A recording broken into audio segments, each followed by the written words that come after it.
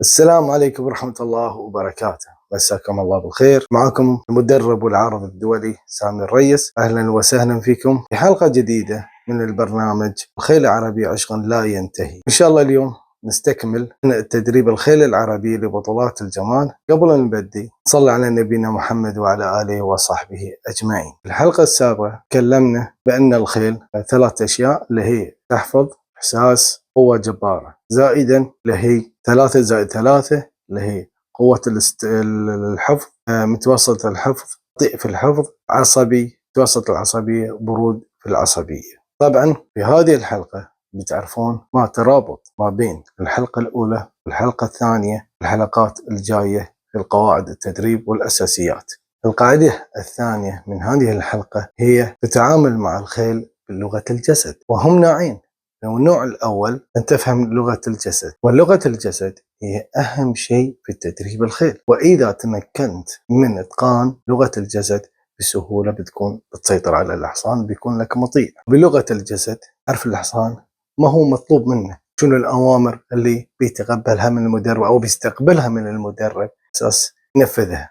باختصار واختصر لكم الموضوع، لغة الجسد هي توصيل معلومات أو أوامر إلى الحصان بالطريقة الصحيحة، ويعتمد على حسب خبرة المدرب. كل ما كان متمكن وفاهم يعرف يوصل الرسالة الصحيحة ويعرف يخلي الحصان يكون مطيع، بيفهم عليه الحصان. يعني هي عملية إرسال من المدرب إلى الحصان على أساس يفهم شو المطلوب منه، مو زايد بس ضرب مو فاهم الحصان شو المطلوب منه. هي لغة الجسد هي عملية إرسال معلومات من المدرب إلى الحصان، ولكن بطريقة صحيحة وسليمة، بحيث أن الحصان لا يوصل مرحلة الهجوم ولا مو فاهم، عناد ودي الأمور. طبعا تكلمنا عن النوع الأول من لغة الجسد، حاليا بتكلم عن النوع الثاني من لغة الجسد. أن الحين دورك شنو؟ أنت تفهم الحصان. لازم الحين دورك أنت الحين أوكي حصان فهم عليك،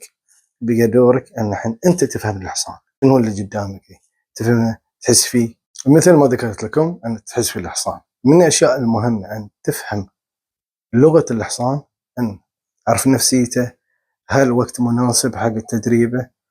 إذا في حالة أن أنت الحصان شفته غير مناسب حق التدريب، انه مزاجه غير مو موده مثل ما احنا نقول، ما بيتدرب، لازم تغير خلاص، تكسر التدريب، خلاص تاخذ مشويات تحسسه بالامن وامان، على اساس انه شنو فهمت عن الحصان. مثل ما قلت لكم الحصان حفظ واحساس، مثل ما ذكرت لكم انه لازم احس في الحصان، حيث اذا انا فهمت لغه الخيل بعرف ان الحصان فعلا يبي يشتغل معاي، متقبلني، غير متقبل، مريض الحصان، مزاجه مو رايق. من الامور هذه ان لازم ان تفهم لغه الحصان، معصب، شيء مضايقه، فلا بد ان انا اذا في حاله ان شفت الحصان خلاص ما بيشتغل، على طول اكسر التدريب وادش في مرحله ثانيه، هدف البودوك، اجلس اتمشى معاه، احسسه ان انا صديقه مو عدوه، على اساس انه يعطيني الثقه الكامله، يبتدي يشتغل وياي من اول جديد،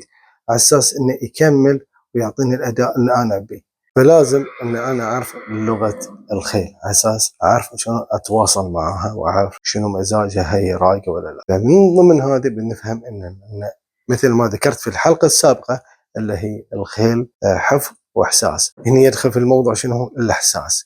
بعض الخيل مضغوطه، في بعض الخيل مو مرتاحه نفسيا، في بعض الخيل مو متقبل حتى المدرب، فابتدي لازم المدرب يرسم خطط انه في طرق ثانيه تعالج المشكله، اللي هي مثلا بدل ادربه خلاص اكسر برنامج التدريب، وادش هني اللي هي مثلا اتمشى معاه، عندي يزر والامور هذه لنفس المكافآت، هذه واحده، او هدف البادوك، او الس في الغرفه. وفوقها عقبها لازم ان اشوف السايس او المالك شلون يتعاملوا مع الحصان، بحيث ارسم لي خطه ولا اي شيء، على اساس ان عندي اللي هي لغه الجسم الاولى، اللي هي الخطوه الاولى، شلون اوصل له ان انا صديق ليس بعدو، مجرد لازم في بيني وبينك اخذ وعطاء، ولازم شنو تتلقى اوامر من عندي. دائما اعطي ملاحظات حق المدربين الجدد المتوسطين، ان خذ وقتك في تدريب الخيل، واشتغل معه شوي بشوي، افهم حصانك، وفهمه انت من تكون. يعني اقل شيء اخذك شهرين في التدريب، في بعضهم يبي اسبوعين 3 اسابيع، فالوقت يكون ضيق، صعب ان تفهم الحصان وصعب الحصان يفهمك انت، لان انت دائما مو في ما عنده عقل زين. مثل ما ذكرنا هو حفظ واحساس، اذا عرفت شلون تحفظه وعرفت شلون تدش في احساسه بيكون لك مطيع وبيكون لك سلس وسهل في التعامل، عقب ما يكون لك سلس.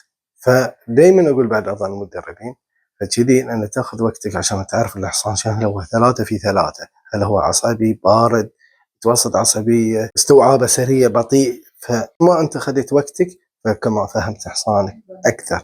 فهذا الموضوع انه هو استوعاب المدرب للحصان، مو بالحين الحصان استوعابه للمدرب.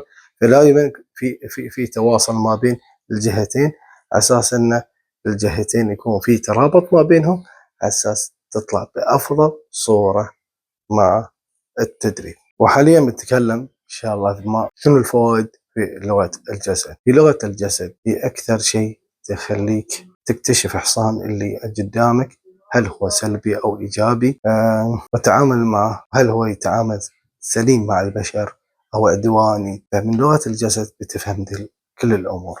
رقم 2 من الاشياء اللي تفيدك في لغه الجسد، تختصر لك الوقت. هنا بدل الحصان تتعامل معه في 6 شهور، في شهرين و3 شهور، حتى في شهر ونص ان شاء الله بيكون الحصان استوعابه ممتاز ومميز واداء حلو. حتى بتعدل سلوكياته، مو شرط توقفه بس ستند، بتعدل سلوكياته انه يحترم اللي قدامه، زائدا ان المدرب يحترم الحصان والحصان يعرف اللي له واللي عليه، وايضا المدرب. رقم 3 لغه الجسد، توصيل رساله المدرب الى الحصان.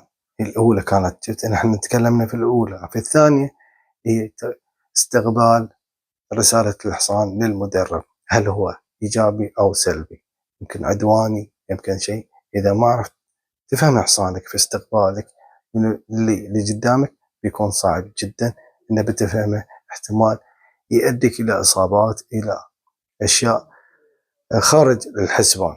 أنصح المدربين سواء في الخيل الجمال او اي رياضات انه يتعلمون لغه الجسد، انها بتفيدهم في كل شيء، في السلوكيات، في الركوب، سواء كنت فوق الخيل ولا تحت الخيل، فكذي بتفهم خيلك. حتى بعد في البادوك ولا في البايكه ولا في اي مكان تمشي معه بتفهم الحصان. لغه الجسد هذا شيء مهم جدا جدا جدا في جميع الرياضات، على اساس ان الحصان يكون سلس جدا معك وتفهمه ويفهمك. حاليا انتهينا من الحلقة الثانية، وإن شاء الله نشوفكم في حلقات القادمة، وتابعوني عشان تعرفون كل ما هو جديد. والسلام عليكم ورحمة الله وبركاته. تحياتي.